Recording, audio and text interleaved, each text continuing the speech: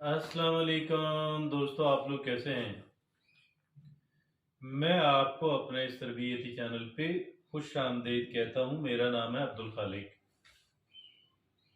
इंसान जो है, जितनी भी चीज़ें उसके पास मौजूद हैं, इंसान चाहता है कि उनके अंदर वक़्त गुज़रने के साथ साथ इज़ाफ़ा होता रहे। ये शायद इंसान की फ़ितरत है। और जहाँ पे हम दीगर मादी अशिया के बारे में ये चाहते हैं कि मेरे पास पहले से ज़्यादा और पहले से बेहतर क्वालिटी की अशिया मौजूद हों, वहीं पे हम ये चाहते हैं कि मेरी जितनी इज़्ज़त माशरे के अंदर है, उस इज़्ज़त के अंदर भी इज़ाफ़ा होते रहना चाहिए। और जो मैं उम्र में मेरी उम्र ज़्यादा होती रहे, मुझे माशरे के अंदर ज़्यादा रिस्पेक्ट मिले, ज़्यादा इज़्ज़त मिले। आज हमने इसी को मौज़ूए बहस बनाते हुए कि एक इंसान जो है कैसे मुआशरे के अंदर ज़्यादा इज़्ज़त और एहतराम की निगाह से देखा जाएगा, जूँ-जूँ उसकी उम्र के अंदर इज़ाफ़ा हो। और जब हमने इस सब्जेक्ट को देखा तो हमारे सामने बेशुमार चीज़ें आईं। शॉर्ट लिस्ट करते ऐसी 9 बातें हमारे सामने रह गईं कि जो 9 बातें अगर एक इंसान अपनी हैबिट के तौर पे, अपनी आदत के तौर पे अपना ले, तो इंसान यकीनन पहले से बेहतर जो है इज्जत का हकदार वो ठहरता है। आइए देखते हैं कि वो 9 बातें कौन-कौन सी हैं।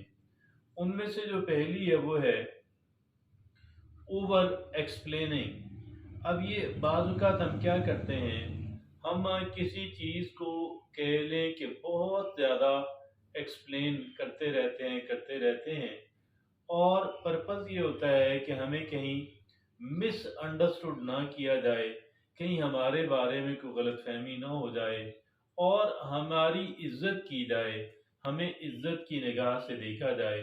ये बात गोया कि हमारे ज़हन के अंदर जब आती है, हम चीज़ों को वैलिडेशन बाहर से वैलिडेट कराने के लिए, लोगों से अप्रूवल गोया के लेने के लिए हम चीज़ों को ओवर एक्सप्लेन करते हैं। लेकिन हकीकत ये है कि हम चीज़ों को जितना एक्सप्लेन करते चले जाते हैं, वो चीज़ों के बारे में उतने ही नए सवालात जो हैं, वो उठना शुरू हो जाते हैं। अगर पहले किसी की तरफ तवज्जो इस तरफ नहीं भी थी, तो भी लोग उसकी तरफ तवज्जो देना और फिर उसे बड़ी तजस्सुस उसके अंदर पैदा होना, नए-नए सवालात उठना, वो फिर ऑटोमैटिकली एक अमल के तौर पे स्टार्ट हो जाता है। तो पहला काम हमने ये करना है कि हमने किसी भी चीज़ को ओवर एक्सप्लेन नहीं करना। जहाँ पे अब आपने ये देखा होगा कि लोग क्या करते हैं, जो एजुकेटेड कह लें, क्लेवर कह लें, बड़े रुतबों पे जो फ़ाइज़ लोग हैं, वो छोटी-मोटी तनकीद वग़ैरह पे चीज़ों को इग्नोर करते रहते हैं, नज़रअंदाज़ करते रहते हैं। हाँ, जब कोई बहुत ही सॉलिड बात पेश आ जाए, तो उसको फिर बड़े तरीके से एक्सप्लेन कर दिया जाता है। अपने अदारों को देख लें, अब अदारे तो कलेक्टिव माइंड होता है, वहाँ पे एक नहीं कई बड़े लायक दिमाग जो हैं, वहाँ पे बैठ के पॉलिसी बना रहे होते हैं। तो बहरहाल ये एक बात क्या है कि ओवर एक्सप्लेनिंग जो है, हमने इस आदत पे काबू पाना है। और दूसरी कौन-सी है कि बीइंग डिफेंसिव, वो बीइंग डिफेंसिव यानी किसी ने ज़रा-सी बात की नहीं है, तो हमने अपने आप को डिफेंड करना शुरू कर दिया। हमने उसकी बात ही नहीं सुनी, हालाँकि ये कतई गलत रवैया है और किसी एतबार से हमारे मफ़ाद के अंदर नहीं जाता। हमारे अंदर मफ़ाद के अंदर ये जाता है कि हम चीज़ों को सुनें, हम उनको सीखें और हम ग्रो करें। हम चीज़ों को, बातों को सुनें और वहाँ से सीखें और ग्रो करें। और ये जो कह लें कि जो फीडबैक है, जो हमें कोई सलाह-मशवरा देता है, जो हम पे कोई तनकीद करता है, कोई जिस भी अंदाज़ के अंदर बात करता है ना, उनको बात उसी अंदाज़ के अंदर करने दें। और वहाँ से फिर देखना ये है कि मैं यहाँ से क्या सीख सकता हूँ, मैं यहाँ से क्या बेनिफिट ले सकता हूँ। तो ये दूसरी बात क्या है कि जी बीइंग डिफेंसिव, हमें ये डिफेंसिव होने की और ज़रूरत से ज़्यादा डिफेंसिव होने की और वो ज़रूरत से ज़्यादा दिफाई पोज़ीशन में आते रहने की, किसी बात को अपने ऊपर अटैक समझकर इस आदत को जाने दें। तीसरी है नेगेटिव सेल्फ टॉक। ये नेगेटिव सेल्फ टॉक है, ये देखें, यकीन करें कि बहुत बड़ी, ये अपने ऊपर अपने बारे में नेगेटिव बात करते रहना, उससे क्या होता है कि हमारी जो सेल्फ एस्टीम है और हमारा जो सेल्फ कॉन्फिडेंस है, ये सारा कह लें कि भाड़ में, ये बहुत बुरी तरह डैमेज होता है। लिहाजा हमने ये काम नहीं करना कि हम लोग नेगेटिव सेल्फ टॉक करें। उसकी बजाय हमने क्या करना है, हम ये चाहते हैं कि हमारी अपनी जो नफ्सियात है उस पर पॉजिटिव इम्पैक्ट हो। हमने हमेशा पॉजिटिव बात कहनी है, कतन हमने नेगेटिव बात को नहीं कहना। और आगे जो है चौथी जो बात क्या है, वो है अवॉइडिंग कॉन्फ्रंटेशन। ये जो बहुत ज्यादा डर डर के बिल्कुल भाई भी कहीं पे कोई क्लैश ना हो जाए, कहीं पे कोई डिस्प्यूट ना बन जाए, कहीं पे कोई, ये ठीक है कि जरा जरा सी बातों पे बच जाना चाहिए, लेकिन जहां पे आपका कह लें कि कोई अहम चीज आपके एट स्टेक हो, आप यानी खतरे में हो, आप अपने आप के ऊपर अपने आप के लिए खड़े हो जाएं। Stand up for yourself. हमें अपने ज़ात के लिए खड़े होना है। We have to stand up for ourself. ये आदत हमें हमेशा बनानी है कि भाई मुझे अपनी ज़ात के लिए खड़े होना है। I have to stand up for myself. अब इसमें जो है बहुत ज़्यादा, ठीक है, अननेसेसरीली, गैर ज़रूरी तौर पे हमें किसी कॉन्फ्रंटेशन के अंदर नहीं जाना, किसी उसमें नहीं जाना। अपनी हमारा टाइम और एनर्जी ज़ाया होती है, फजूल के बहस मुबासों में हमें नहीं पड़ना। लेकिन जहाँ पे हमारे लिए बात अहम हो, वहाँ पे फिर हमने अपनी ज़ात के लिए खड़े होना है, स्टैंड लेना है। तो ये एक चौथी बात है जो हमें समझनी है। पांचवी बात क्या है, प्रोक्रेस्टिनेशन। पांचवी बात यह है कि आप किसी चीज़ को वक्त पे ना कर पाना, मौखर करते रहना। इससे क्या होता है कि लोगों का एतमाद हमारे ऊपर ख़त्म हो जाता है। वो समझते हैं कि यार ये कभी भी अपनी कमिटमेंट को ऑनर नहीं करेगा, वक्त पे काम नहीं करेगा। मैं अब आपकी इसकी एग्जांपल आपको यूं देता हूं कि एक बंदे से आप बात करते हैं, वो आपको टाइम देता है कि आपके घर में बिजली का काम कराना, आपने किसी और को काम कराना, तो वो आपको टाइम देता है, वक्त पे नहीं पहुंचता, फिर लेट करता है, फिर लेट करता है, फिर लेट करता है। किसी ने आपको पेमेंट करनी, वो आपको वक्त पे नहीं करता, फिर नई तारीख दे देता है, फिर नई तारीख दे देता है, फिर नई तारीख। तो हमारा एतमाद उसके ऊपर ख़त्म हो जाता है। तो लिहाजा हमने ये करना है कि प्रोक्रेस्टिनेशन बिल्कुल नहीं करें।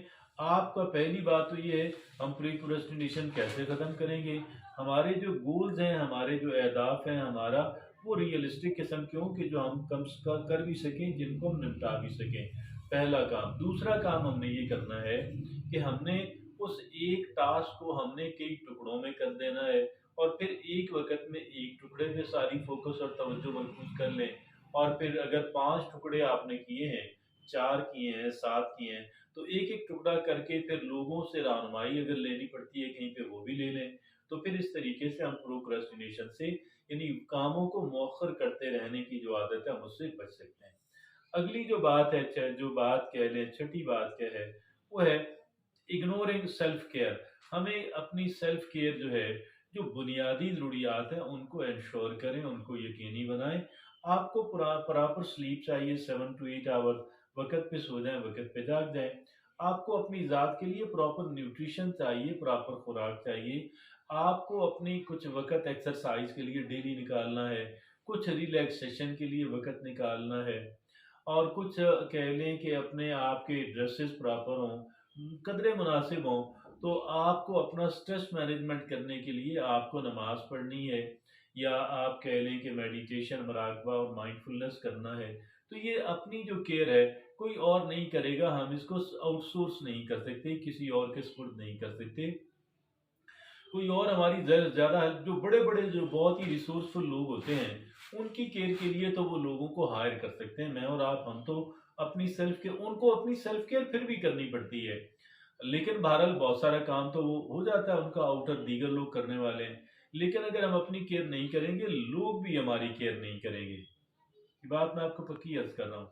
हम अपनी केयर नहीं करेंगे, लोग भी हमारी केयर नहीं करेंगे। हम अपनी जान पे क्यों जुल्म करें, और फिर हमने एक दिन काम तो नहीं करना, पूरी ज़िंदगी काम करना है। क्यों ना हम अपनी सेल्फ केयर करें, क्यों ना हम तरीके तरीके और ढंग से चलें। और ओवरवर्क भी नहीं करना, ओवरवर्क नहीं करना, और तफरीह भी करनी, रिलैक्सेशन भी। सातवीं जो बात हमें जिसको खुदा हाफिज कहना है, अवॉइडिंग न्यू एक्सपीरियंसेस। अब यहाँ पे क्या है कि अवॉइडिंग न्यू एक्सपीरियंसेस ये क्यों होता है भाई? जब एक इंसान कंफर्ट जोन के अंदर ही रहना चाहता है, जब एक इंसान नई चीज़ों को डर के मारे कि यार ये मुश्किल होगी, ये अनफेमिलियर है, मैं इससे मानूस नहीं हूँ, पता नहीं क्या कोई वक़्त कोई कोई वहाँ पे मसला खड़ा हो जाए, हम इन इन चीज़ों के पेश नज़र हम क्या करते हैं कि हम लोग नए तजुर्बात से बचते हैं। और जितना कोई इंसान नए तजुर्बात से बचता है, इतना ही वो अपने आप को महदूद करता चला जाता है, इतना ही अपने आप को सुकेड़ता चला जाता है, इतना ही अपने आप को कह लें कि वो छोटा इंसान बनता चला जाता है। ये होगी 7 बातें। 8वीं जो बात हमें समझनी है वो है कि गॉसिपिंग। गॉसिपिंग को जो ये जो गीबत है, लोगों की पीठ पीछे उनकी जो है जूसी स्टोरीज, ऐसी बातें कहना कि जो उनको पसंद नहीं है। अगर आप ये चाहते हैं कि वो भी आपके बारे में ऐसी बातें करें, अगर आप हम ये चाहते हैं कि वो हमें नापसंद करें, हमें अपने नापसंदीदा लोगों के अंदर डाल दें, तो फिर बेशक ये काम करते रहें। लेकिन हम तो यहाँ बात कर रहे हैं, हमने रिस्पेक्ट करानी है, अपनी रिस्पेक्ट बढ़ानी है, तो फिर उस तरीके उसके लिए लाजिम है हम गॉसिप बंद कर दें। अव्वल तो हम किसी का उसकी गैर मौजूदगी में तस्करा ही ना करें, करें तो पॉजिटिव अंदाज के अंदर करें, कतन भी उसको कह लें कि इस तरह नहीं।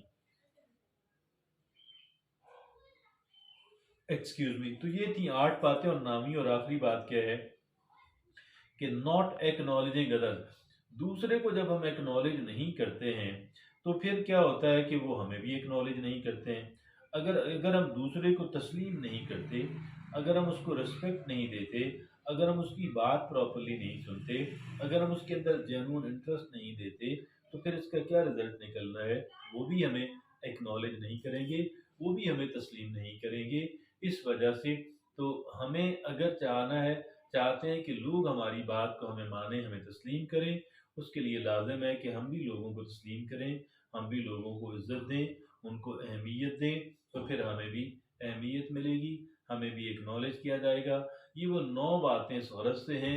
अगर हम ये चाहते हैं कि वक़्त गुज़रने के साथ-साथ मेरी और आपकी इज़्ज़त में इज़ाफ़ा हो, तो ये बेपनाह अहमियत की हामिल हैं। इजाज़त दीजिए, अल्लाह हाफ़िज़।